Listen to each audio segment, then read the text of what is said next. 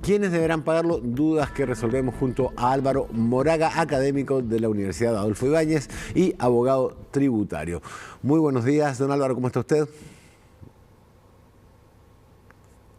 Está muteado. Perdón, ahí no, sí. Pasa a menudo.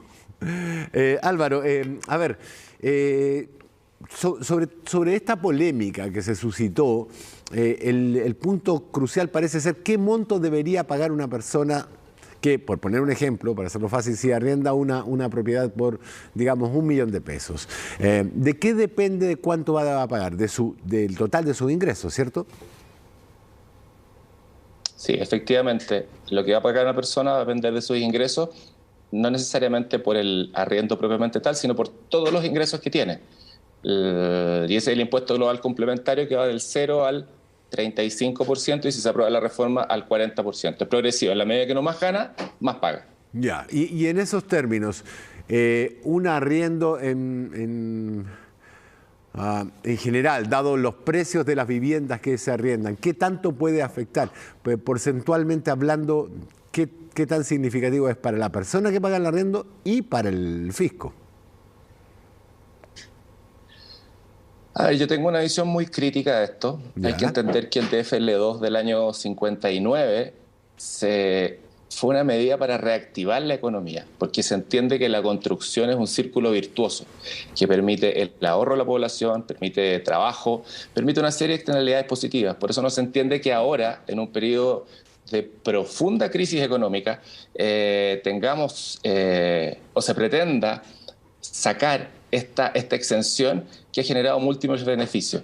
Si se quiere, que se limiten aquellos que puedan haberlo usado para un fin distinto.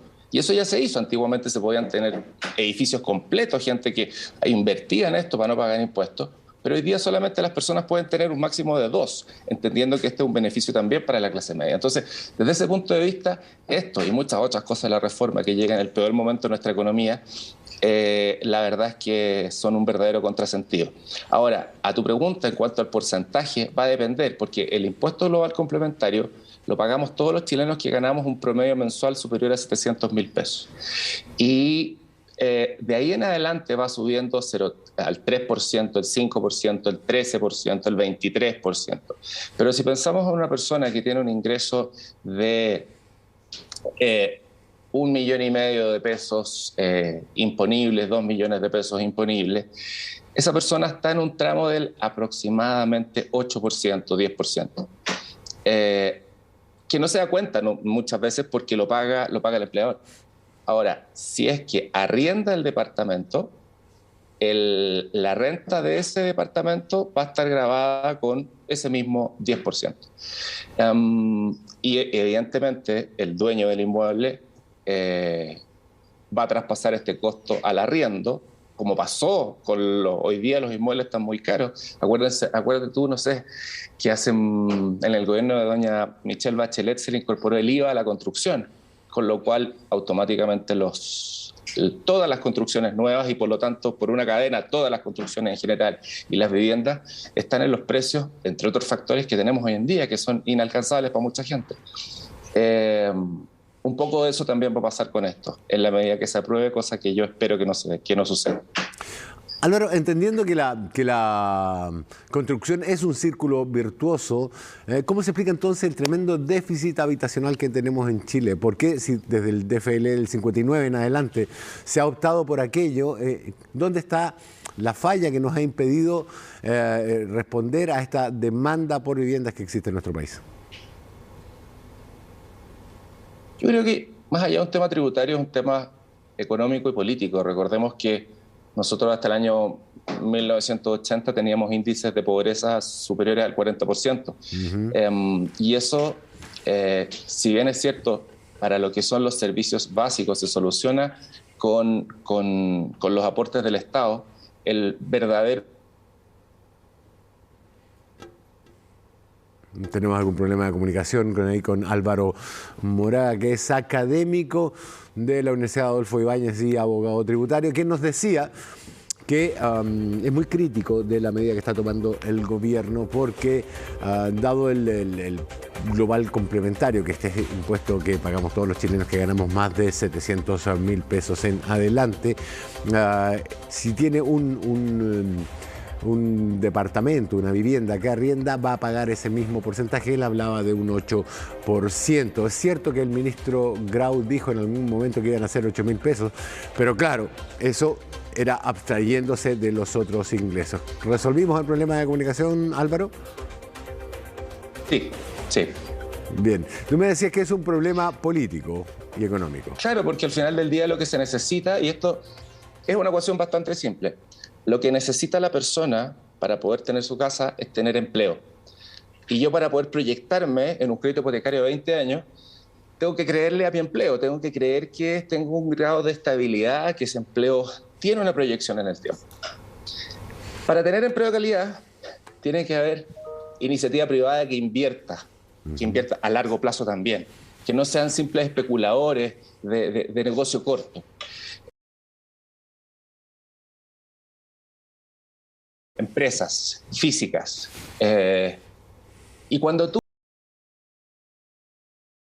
tú aumentas los impuestos, como se ha venido haciendo desde el 2014 en adelante, eliminas exenciones, demonizas al emprendimiento, al lucro, al empresario, lo que estás haciendo, estás ahuyentando la inversión privada. Y lo único que te van a quedar va a ser un país de especuladores, un país de gente que quiere la renta rápida, y eso no genera empleo, y no genera empleo formal, empleo de calidad.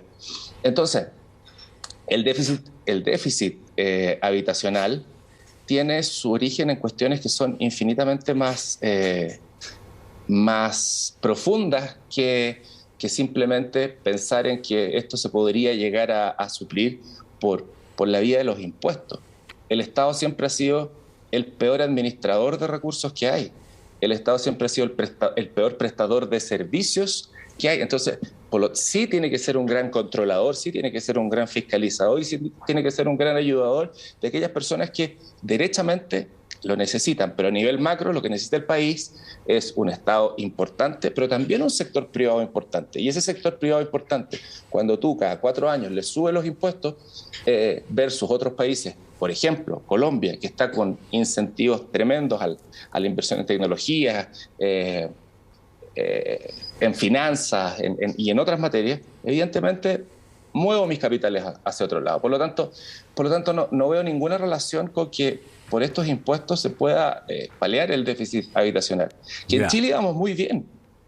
En Chile íbamos muy bien con eso. Acuérdense ustedes que hoy día la Fundación Techo era antiguamente un techo para Chile por la cantidad de gente que no tenía techo. Eso empezó a disminuir tanto que esto se internacionalizó y empezó a exportarse esta idea a otros países. El tema es que Chile, al ser tan atractivo, ha tenido una inmigración importante.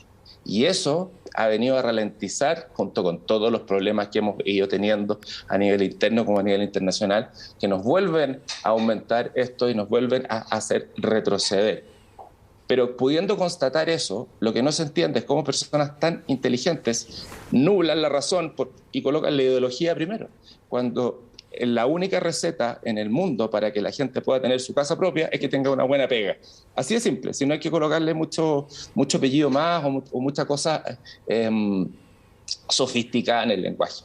La verdad es que lo que necesita nuestro país es eso, es inversión privada, buenos sueldos, buenos trabajos y que paralelamente el Estado haga su trabajo con buenos sistemas de transporte que permitan que la gente viva bien, con buenas plazas, con buen acceso a la salud primaria. Pero en ese sentido, para hacer todo eso, ¿no necesitamos una recaudación tributaria mayor que la que tenemos?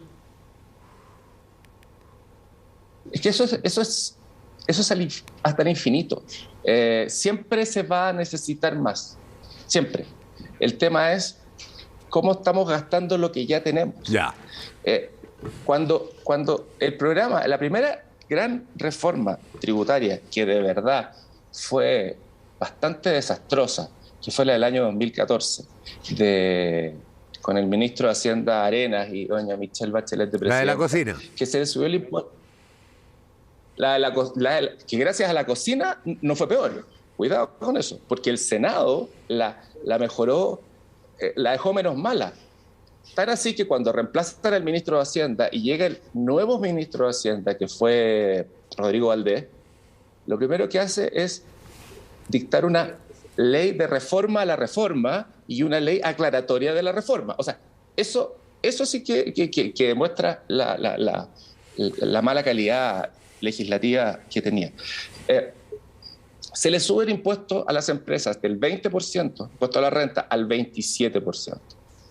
¿Para qué?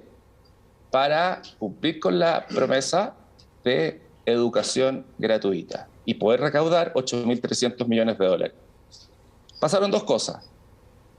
Los 8.300 millones de dólares en régimen no se cumplieron. ¿Por qué? Porque tú no sacas nada con aumentar la tasa si la base de la actividad económica se contrae. Claro. Tú puedes aumentar al 20, al 30, al 40, al 50, pero si la gente que genera la renta, que genera utilidad, le empieza a ir mal, empieza a no hacer proyectos, empieza a paralizar si van a construir 10 torres de departamentos, construyen 4. Álvaro, me estoy quedando sin tiempo. Tu tasa no te va a servir de nada. Álvaro, bueno. Álvaro Moraga, sí, académico de la Universidad de Adolfo Ibáñez y abogado tributario. Quiero darte las gracias por el tiempo que nos has dedicado acá en Chilevisión Noticias. Que tengas una muy buena jornada. No, gracias a ti, cuando quieran. Gracias. Estén bien. Son